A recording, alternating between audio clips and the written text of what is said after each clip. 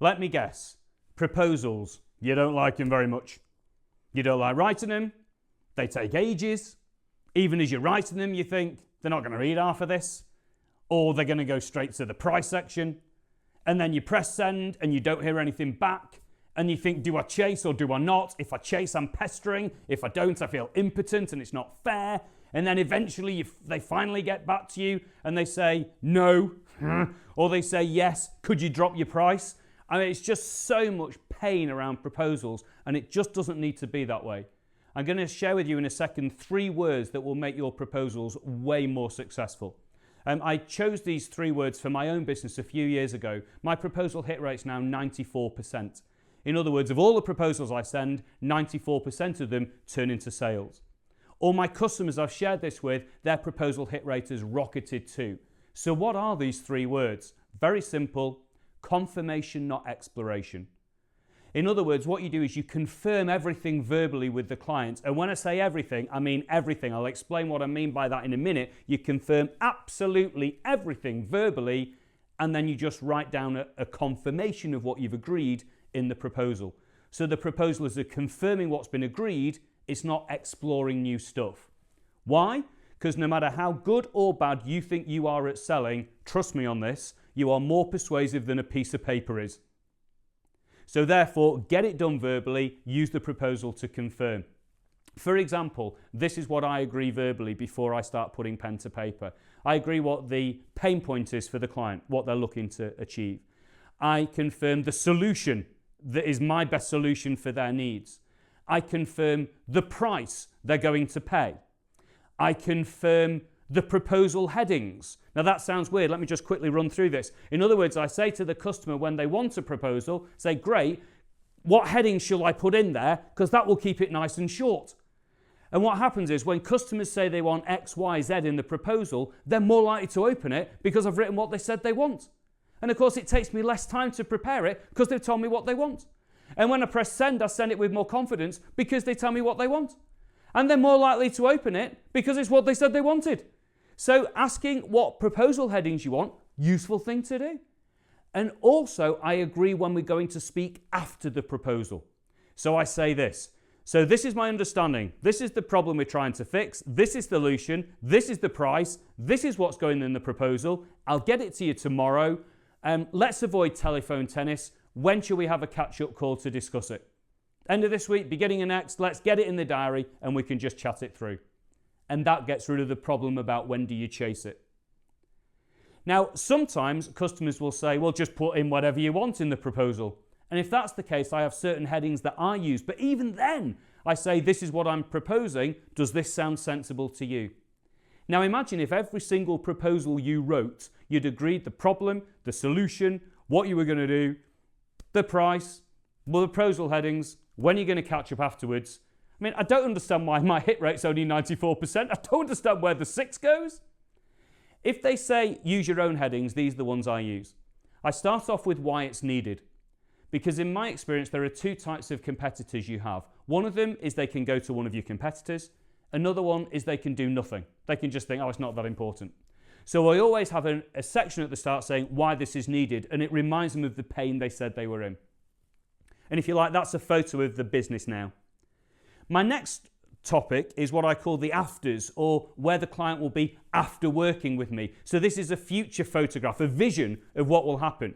So I might say why it's needed. Currently, your salespeople haven't got enough appointments. They're too idle in the office. They're getting lazy. It's costing you money. Where we want to be after our work together is we want everyone at capacity, everyone hitting targets, everyone more confident. And when you turn up in the office, the desks are all empty because they're all out. So if you like, that's what it looks like now. That's what it's looking like in the future. The third thing I put in is a timeline which shows how I'm going to get from now to the future. In other words, what I'm going to do, what I need from you, how we're going to work together. And don't forget, this has all been agreed verbally. The fourth thing I put in is the price. Now, 2 important things with price. Firstly, I've agreed it verbally with them so they're not surprised.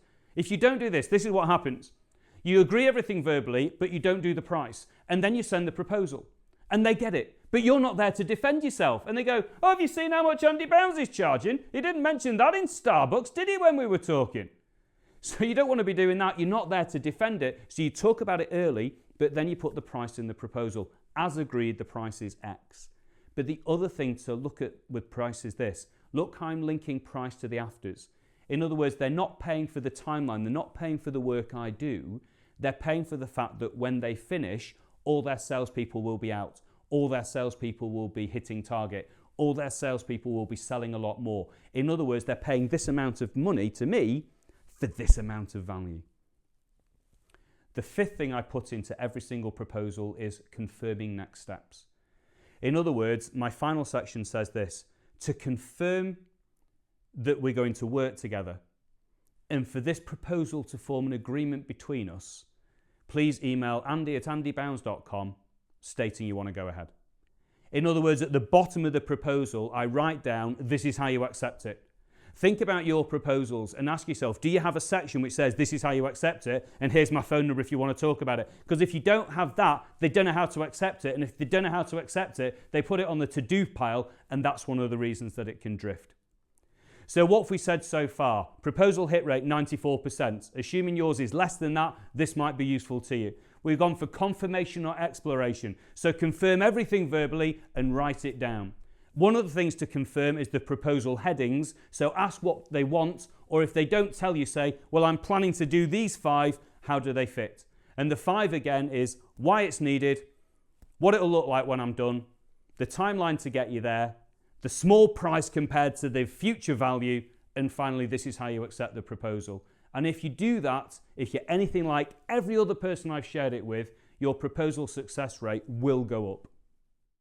I hope you found this video interesting and useful. And if you have and you want to watch more of them, well, I've recorded 143 of them, and I've done them on every aspect of selling. So there are videos on lead generation, like how to get more referrals and stuff like that. There are lots of videos on influencing skills, so how to get people to do what you want. Very useful if you've got children and you want them to tidy their bedrooms.